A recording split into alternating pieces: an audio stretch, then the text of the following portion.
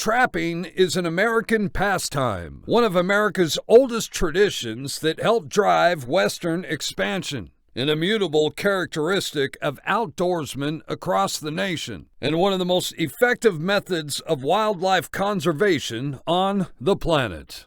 This video contains graphic images and may not be suitable for some viewers. Viewer discretion is advised.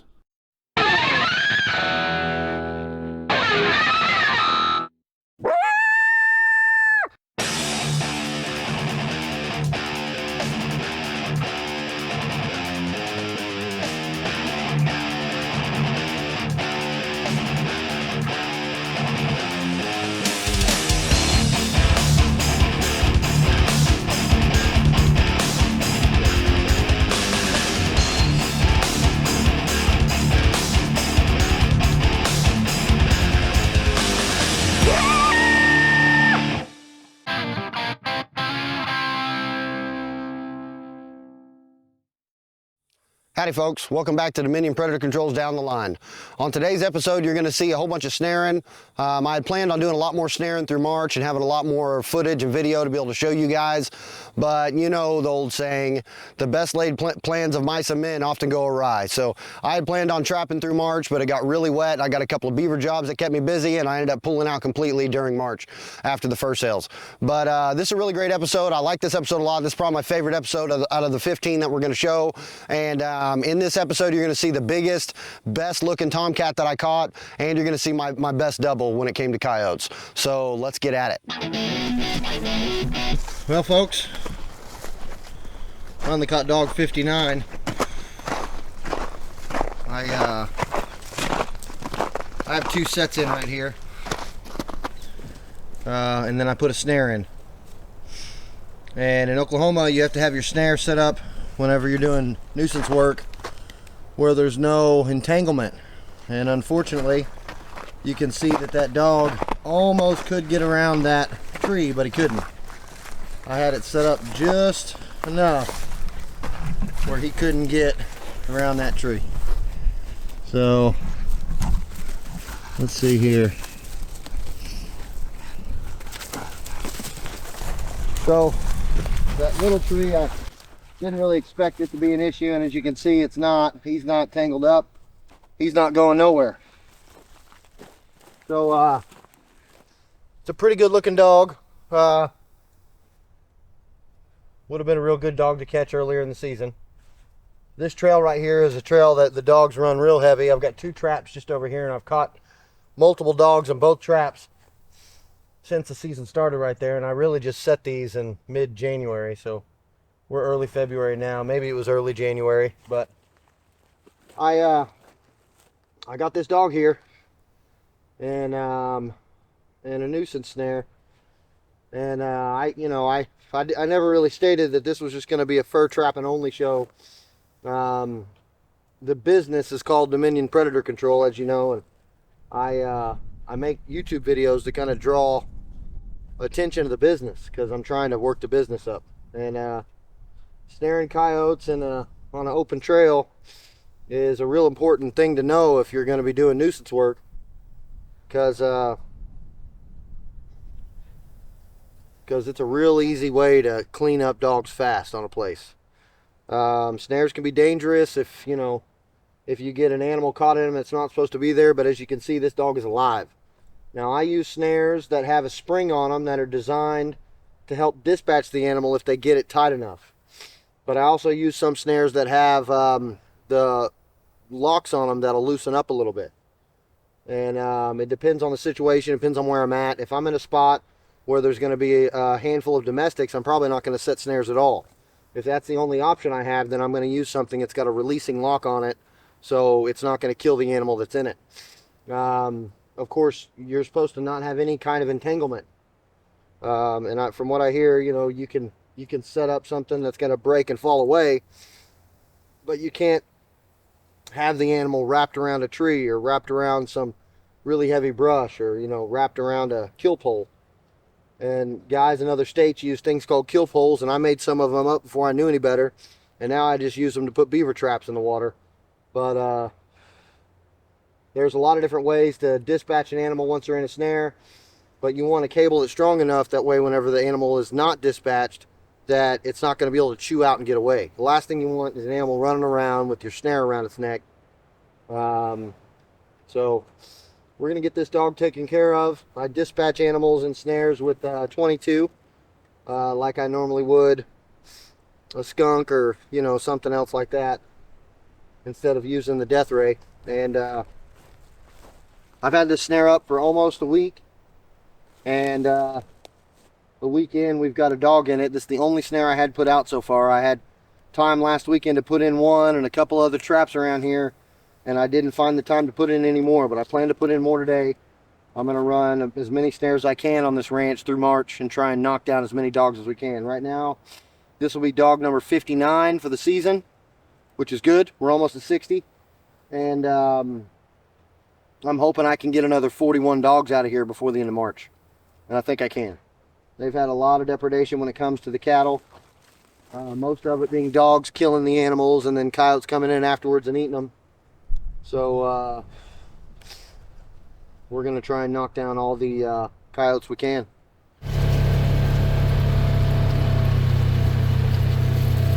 Holy cow. Look at that cat. That is a huge cat.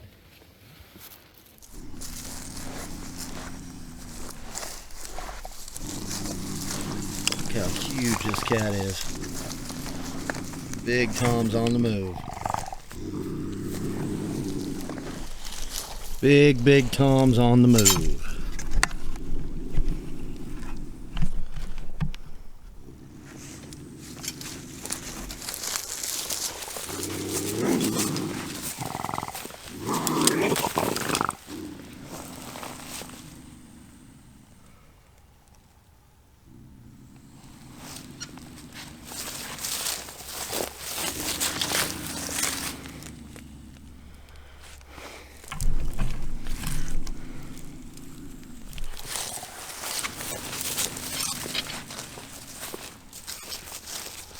Well, folks, this is a big kitty. We've been catching a lot of cats and having to let queens go. Early season, you let them go. All the cats you catch, because you want good fur. And late season, it's good to catch a queen and then let her go, because she pisses all over your set, and then boom, you get something like this happening. This is a big old Tom right here. This is probably the biggest cat I've caught all year. I've had 3 cats this size or close to it. And I was foolish and I skinned one of them. But this one I'll sell whole or sell for taxi. There's a lot of money in cats if you figure out how to get rid of them. Even in Oklahoma, if you're in one of the southern states and you got, you know, cats that aren't as good as those big western cats, those Nevada cats and the cats that get up northwest, then you can still make really good money on them. Lots of people like to buy cat mounts, and most people that do taxidermy don't trap their own cats, and they don't trap enough cats to make enough money on them to do that. They buy cats from trappers like us, and they fix them up and sell them, and this cat's going to bring in some money. This is a good cat. Beautiful cat, spots all over it, stripes down its back, beautiful belly, nice perfect long fur, huge face, lots of fur in the face, tiger stripes all around the head. Super cool cat. That's a Duke 650. I had this set. I use cat lure or cat gland lure in this, and I had a coyote here the first night I set this trap, and it was a good coyote. Then I had a couple of possums in here, and I had a rabbit in here, and it's kind of been sitting here through the freeze, and I haven't done anything to it since before the freeze. I don't even think I squirted any urine on it, maybe a little bit. That was it. And I just left it sitting there after the last time I made it. And just yesterday, I caught a decent sized queen over in a trap right over here. So this big Tom's going home. Already caught one coyote today. Earlier I said it was, I thought it was check day 77. When you sleep 4 hours a night, work full time, and trap all day long in your free time, you tend to ignore some of the things in life that are important, and also you quit paying attention to time. If I paid attention to time all the time, I'd sleep a lot more than I do. So between being in the fur shed and being out here and being at work, it's pretty much 20 hours a day. So I was not on check day 77 when I caught coyote number 60. I was on check day 80. This is check day 80. That's what you get for not paying attention to your notes before you sit down and try and have a conversation with a camera. So, good cat, huge cat. It'll be a great one to take home.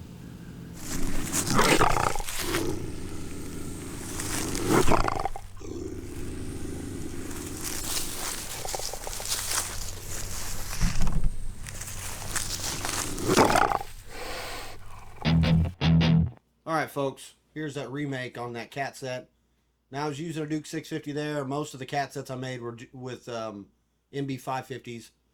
But it was a little wet out there, so you can see there's a lot of mud I'm dealing with. Make sure that thing gets bedded in there, and those 650s bed real nice. And same thing as usual, trap pan cover, peat moss, antifreeze, local dirt, sometimes some more antifreeze on top, and then blend it in. And you can see here that I had originally had this kind of neck down, and it was really tight. Had all those sticks in there, but a lot of them got tore up over the last few catches, so there's a lot less sticks in there for me to block it off than there used to be. And hole right in the middle to kind of make that cat or whatever animal I catch get right inside that target area to come after it. That was my Alpha Kitty number 1, my own cat gland there that I used. And then some Pecos Valley and a little bit of urine, and that set's ready to go. You make sets like this, and you're going to catch really beautiful cats like this. Well, got us another skunk.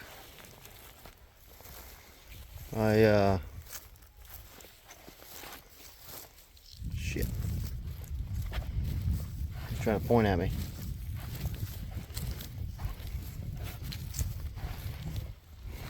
I was just talking about when I caught that coyote earlier. Said it was check day 77, but it was really check day 80. And I was just talking about how I hadn't had a skunk in quite a while. And sure enough, skunks were moving last night, so they're rutting too. So we're gonna take this one down, take it home. Hopefully we can dispatch it without it spraying.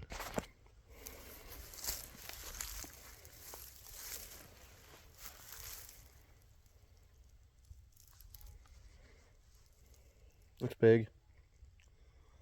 Stripes are kind of funny on it, real thin, kind of down the side of it in a weird way. Uh-oh. Rot row raggy.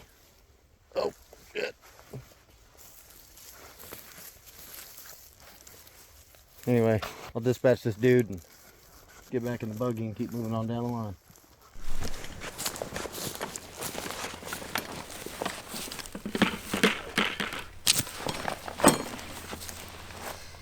Well, we got us a skunk. I'm trying not to get too close to the area where he sprayed, but the skunks are rutting, and I just said a couple hours ago how I hadn't had a skunk in a while, and I think it was early December since the last time I caught a skunk. But sure enough, at this big catch circle that had a coon in it, caught a coyote in it. Number 58 was caught here. And then I had a coon in it the next night, and he tore this set up real bad. So I remade the set anyway because I knew there's a lot of eye appeal, and I have a set right there. But this skunk, I shot it, and when I dispatched it, it acted like it wasn't going to spray for a minute, and then it just blew its load 3 different times, all over the trap, all over this area right here. So I got something to do when I get done trapping today, and I don't want to smell like a skunk too bad when I do it. I don't plan on changing.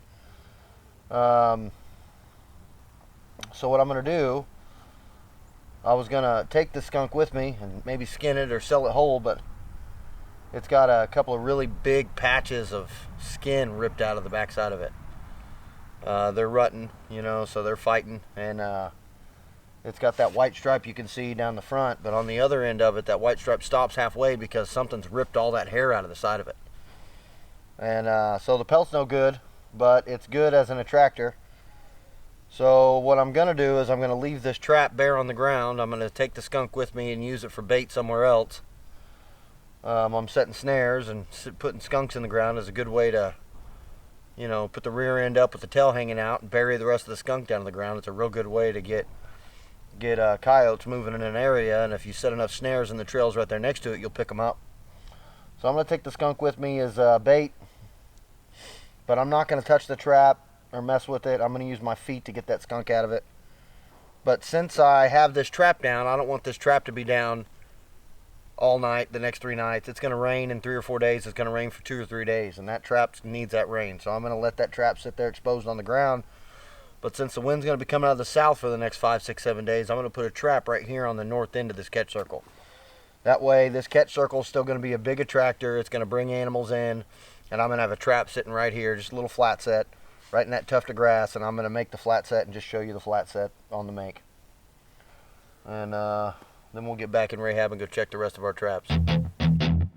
Alright folks, this is kind of start to finish flat set making right on the edge of that catch circle. Make sure you get your chain down there far enough. In Oklahoma, a lot of times you don't have to go in more than 6 or 8 inches because the way our clay dirt is. Make sure you pull on that chain to set the stake. That 550 bedded right in that new hole like it lived there the whole time. Track pane cover, coming in with some peat moss after that. And then some antifreeze, even though it's going to rain real good. We want to make sure that we have enough antifreeze in case it does freeze in the mornings, which it did a few times. Local dirt, a little hole right there next to where the trap circle is to kind of add some lure into it after blending it in.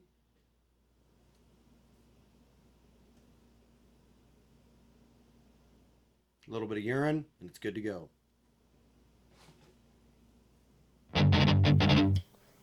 Alright folks, for today's product placement, I'm going to talk a little bit about the snares I use. I've used a handful of different types of locks and a handful of different types of snare setups. And I've kind of settled on the Mini Pro Lock. And I like the Mini Pro Lock a lot. I use it for beaver and for coyotes. I've also used dispatch snares for coyotes, and they work really well. And I like the setup for dispatch snares. But it's important that you only use dispatch snares in the state of Oklahoma in a place where you're nowhere near any kind of neighborhoods or any kind of domestic animals, because we're out there trying to save all the domestic animals and the cattle and the deer and many of the other fur bearers rather than try and do anything to get them hurt. And snares, if they're used effectively, you can use a relaxing lock or even in these Mini Pro locks or the slim locks or some of the other locks that are out there. If you're free of entanglement, when you get there, the animal's going to be alive. It doesn't matter if it's a domestic or a coyote. But I haven't caught any domestics in snares because I only use them in places where I'm miles away from any kind of neighborhood that's going to have domestic animals running wild.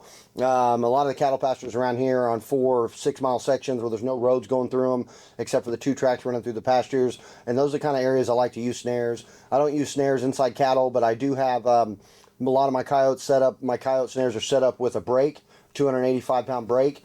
That way if the cattle get loose and they get through one of the fences, which has happened before, and then they get into one of your snares, they're going to be able to break it open with their foot, and it's not going to cause any problems. But the snare setup that I use here, for the most part, is like this snare here. Now, this is a very short snare because I got it set up for beaver.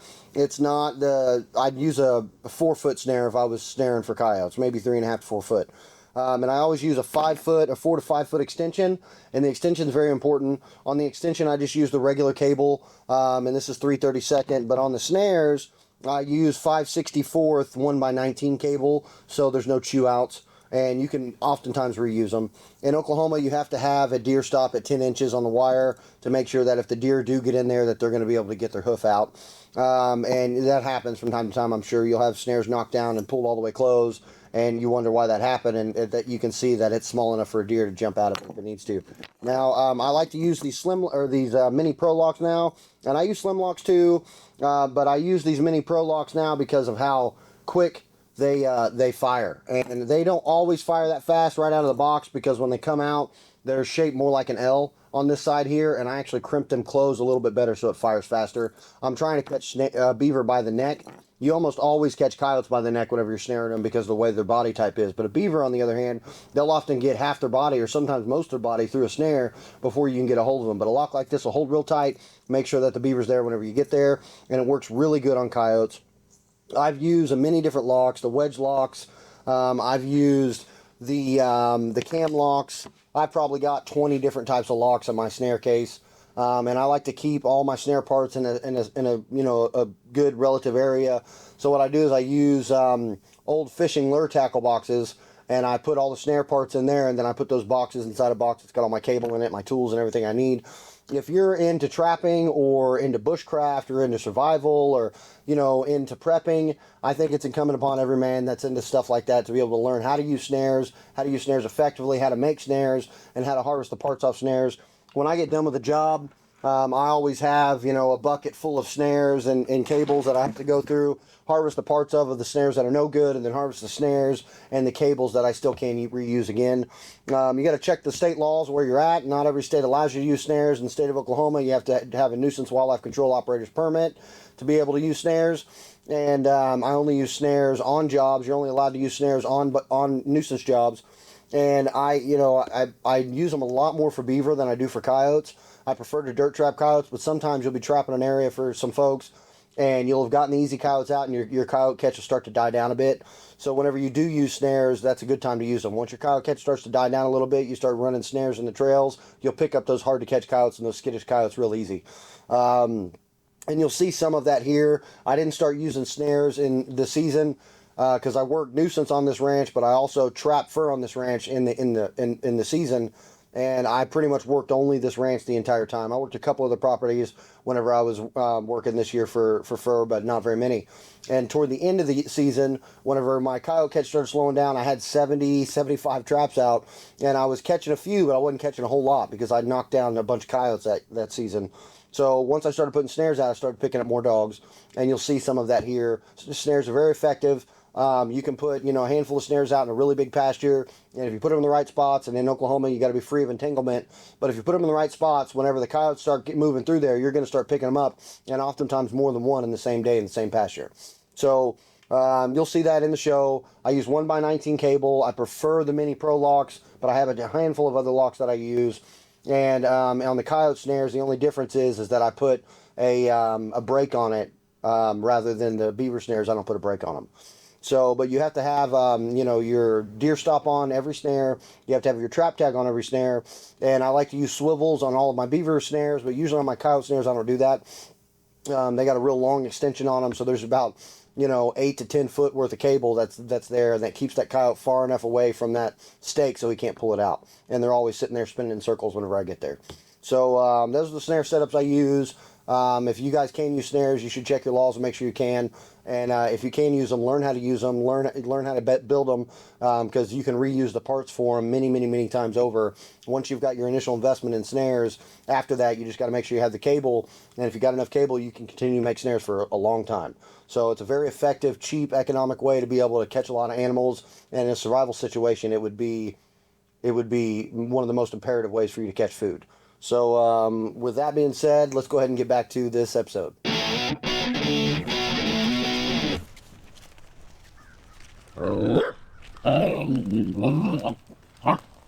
Well, folks, we got us number 61. Check day 81 today. We got a lot of moisture with all that sleet and snow that came through, and this dog's kind of angry and a little bit vocal. And you're trying to get at me, aren't you? Well, it is what it is. Mud dog number 61. His hair looks real bad underneath all that mud on the back. He might have lice. But as you can see, this set is destroyed. I got another set right here, and I got a snare in right over here. And we've already had a coon and a possum today. Possum plugging up a drag that I had set up for cats, and a coon plugging up a cage I had set up for cats. And I've got, I don't know, 65 traps left to check. So we got a lot of work to do in a couple hours. And we're going to go ahead and dispatch this dog. I'm going to throw it on the Ranger, and Rahab and I will get out of here and move on down the line. But check day 81, dog number 61. And this was a flat set. That's a 550 in there, but this was a flat set that I just used a turd and some gland lure in. I think I was using Cletus Richards Bobcat gland lure. And I've caught, I think, 2 dogs in this set and 2 dogs in that set and 1 dog in that snare. So this little area right here is a real good spot. It's right next to a creek that runs into a pond, and there's kind of a low area here with a lot of trails, and there's a 2-track that I made this spring when I was trapping beaver in here that runs right around here, and there's another 2-track just, 20 yards to the south of us there. But I knew this would be a good spot to get into. I waited till a little later in the season to come in, and I always see a lot of dogs over by the house not too far from here. I live about a mile away from here, the way the crow flies, and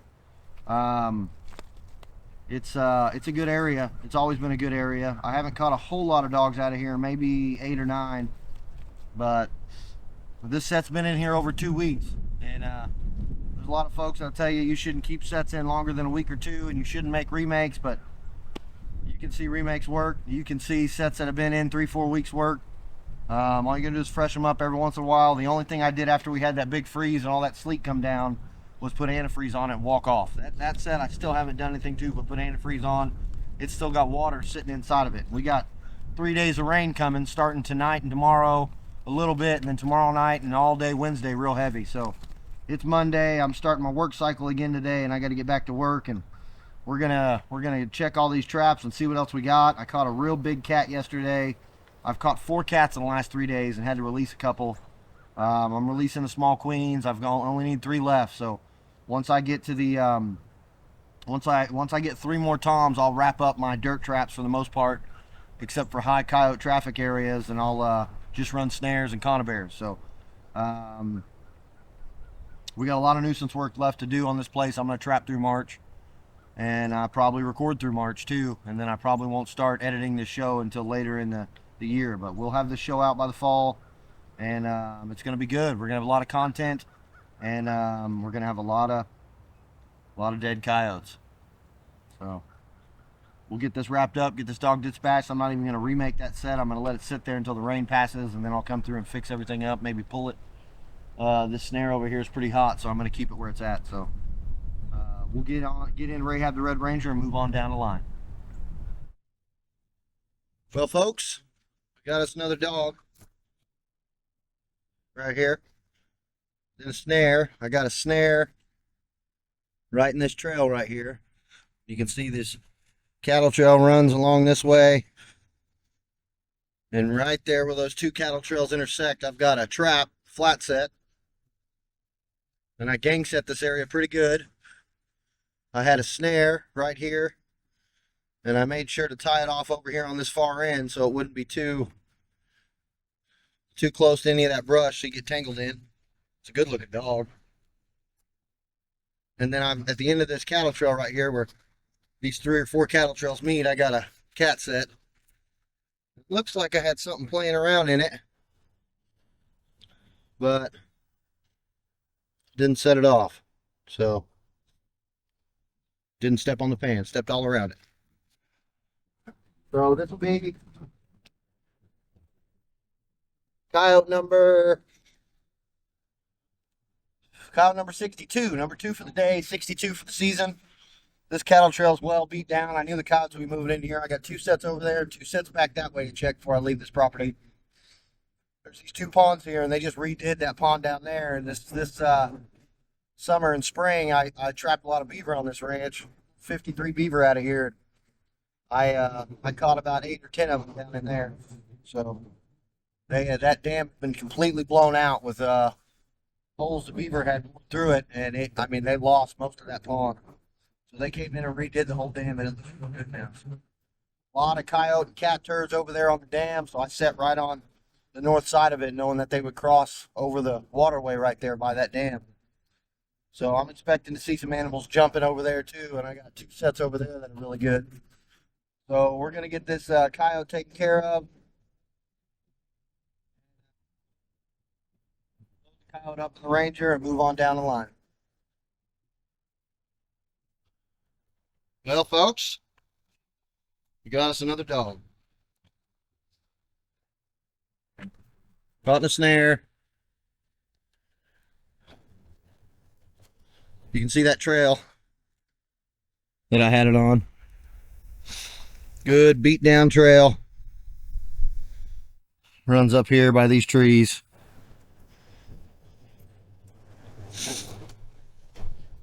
And I just had that snare sitting right in the middle of it, kind of right where that grass is. Actually, I'm able to put my snare right back there to not be an issue. So this is dog number 63. Number 3 for the day so far. So we're doing real good on dogs. 2 of them in snares, 1 of them in a dirt trap. When you trap a lot of these places, you'll find there's a lot of dogs that are real skittish and you won't catch. And if you're doing nuisance work, then snares are your friend, but you got to be careful. There's laws that govern how you use snares and what you're going to do with them. And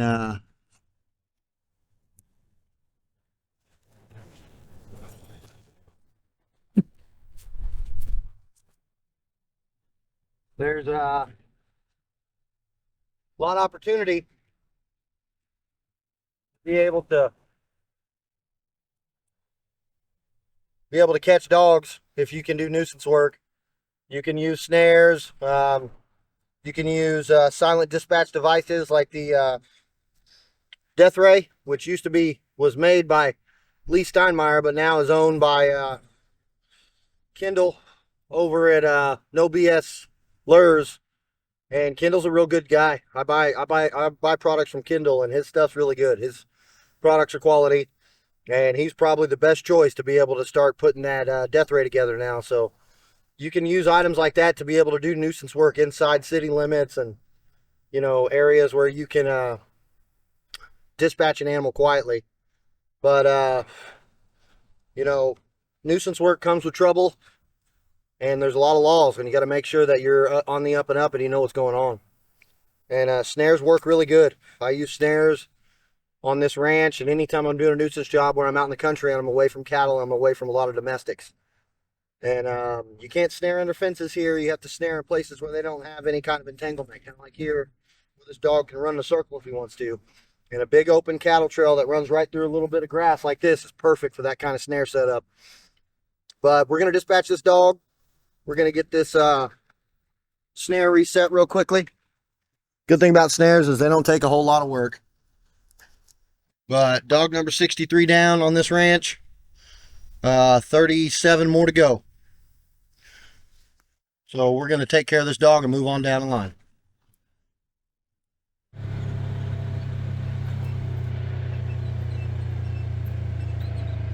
Look at that pretty dog.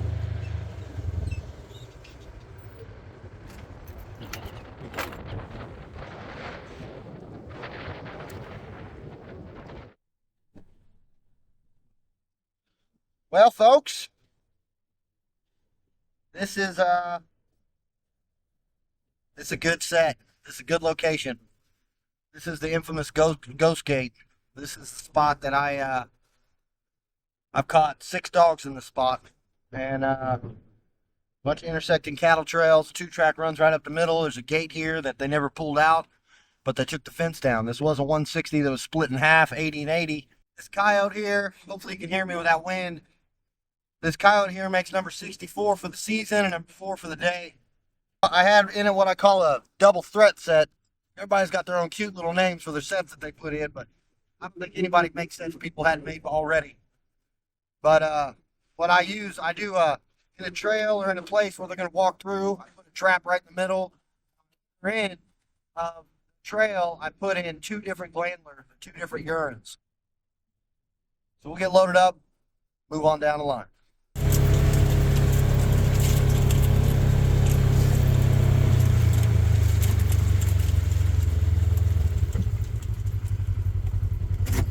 Well, look at that. Couple of mud dogs.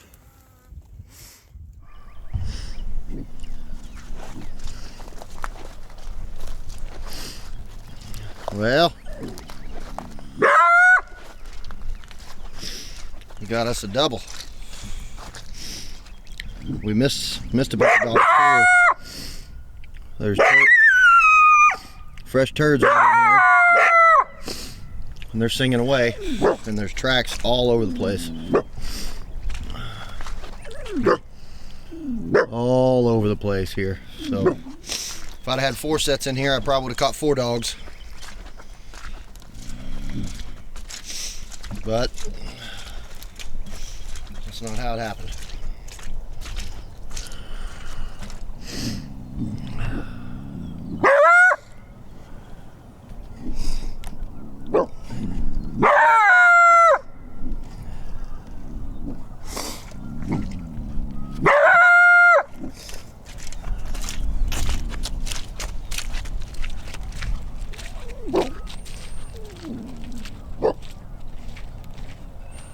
Well, look at that. That's the second double I had this year. I had just up here about 150 yards. I had a coyote and a snare a few days back, and on that same day, down by that power pole, I had a coyote and a snare as well. That might not count as a double. They weren't that close. They weren't this close for sure. But it's a good morning so far. I checked about 20 traps, and I have these 2 sitting here on the dam. This is a old pond that had been damaged real bad, and I made a video about this pond in the past because I caught a bunch of beaver in here, and it had some huge holes in it. They came in and rebuilt the dam, and I saw a lot of tracks in here, a lot of scat in here, and I knew I was gonna have dogs in here. And I put 2 traps right here, and one of them had Wayne Derrick's Super Cat in it with some Pecos Valley, and the other one had my Bobcat gland lure in it called AK number 1 or Alpha Kitty. And I expected these traps to hit pretty quick. It's been 4 days since I set these traps. 5 days since I set these traps. And there's tracks all through here. We missed a couple dogs at least. So instead of resetting these because of how muddy it is, I'm gonna back right outside the catch circle in some of these other areas. Even though it's muddy, I've got dry dirt, and I'm gonna set 2 sets right here next to these catch circles and try and pick up these other dogs that were in here in the next night or 2. So this is a good day. This is coyote number 65 and coyote number 66. Looks like they're both males. I pulled a lot of males out off. The other day I had 4 coyotes in one day and they were all males. So I was catching females a couple weeks back, and it was pretty much only females, and then now it's just dogs. So they're singing to me. They've been singing to me for a little while. It's a good day. I'll get these taken care of, put these new sets in, and I'll come back once it starts drying up a little bit, and I'll either remake these sets or I'll pull them over here, and I'll have 4 in here instead of 2. I should have had 4 in here in the first place. I would have had more than 2 dogs. So when you got a place in a real high traffic area, don't make that mistake. Don't ever just put 1 trap anywhere. I put 2 traps everywhere. Every location I have set has at least 2 traps in it, and some of them have 4. And I put 4 by the dam up there on that other pond, and I have only caught 1 dog out of there so far. So but if I'd have had 4 here, I think I'd have had 4 dogs bouncing. So and if I'd have had 4 dogs bouncing, that wouldn't have been enough traps either. So there's a lot of dogs around here. I got about 320 acres right here between these 2 pastures to set, and I've only got about 8 traps in them. So I got a lot more work to do. I think this 320 with this is the 4-mile square that doesn't have a road in between it, and this 320 sits right in the middle of it. So I'll bet this place is good for about 25 dogs if I really get the time to put the snares in and make it happen. I'm still running a little bit of dirt traps. It's real money, so I'm going to snap a bunch of sets off today. And going to quit working those 3 or 4 pastures and start working some other places, including this place. So we got a lot of work to do and a lot of dogs left to catch, don't we? He had something to say when I walk away, but I'm right next to him. He doesn't want to talk. We'll keep on moving down the line and get these dogs loaded up and get some sets in the ground.